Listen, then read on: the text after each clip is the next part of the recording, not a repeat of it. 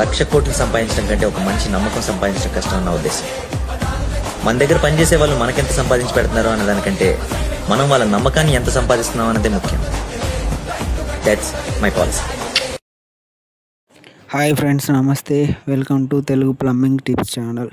ఈరోజు టాపిక్ ఏంటంటే, మనం ప్యూరిఫైర్లో ఈ రెడ్ లైట్ అనేది బ్లింక్ అవుతుంటే ఒకవేళ టెక్నీషియన్ కాల్ చేస్తే టెక్నీషియన్ మీకు రెస్పాండ్ కాకుంటే మనం ఇంట్లోనే ఎలా చేసుకోవాలి అనే దాని గురించి వివరించడానికి వచ్చాను ఫ్రెండ్స్. మామూలుగా అయితే మనకు టెక్నీషియన్ వస్తే మీరు టెక్నీషియన్తో చేసుకోవచ్చు.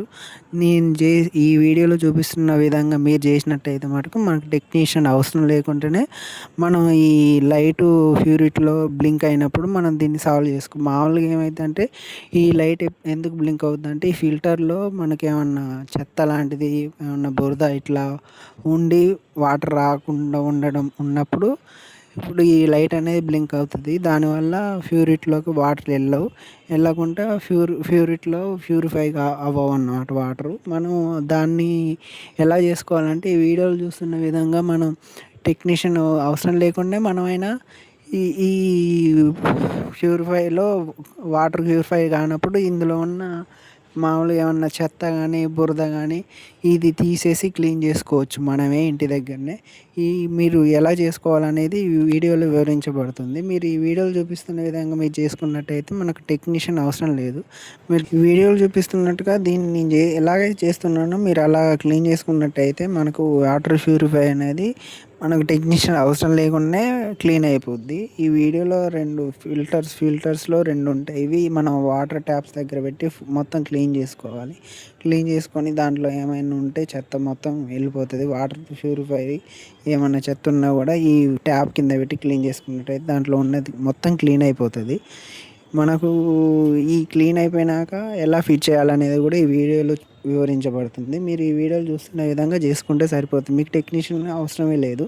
మీరైనా ఇంట్లో వెళ్ళి చేసుకోవచ్చు. మీరు దాని తర్వాత దీన్ని ఫస్ట్ నేను ఈ వీడియోలు చూస్తున్న విధంగా ఎలా తీసానో సేమ్ యాజ్ ఇట్ ఈజ్ దాన్ని ఇన్లైట్ అవుట్లెట్ దానికి పెట్టేసి అక్కడ తగిలిచ్చేసినట్లయితే మనకి వాటర్ ఫిల్టర్లో బ్లింక్ అవ్వడం అనేది ఆగిపోద్ది. కాకపోతే మనం పెట్టిన తర్వాత ఒక 2-3 అవర్స్ తర్వాత ఆగిపోద్ది ఫ్రెండ్స్.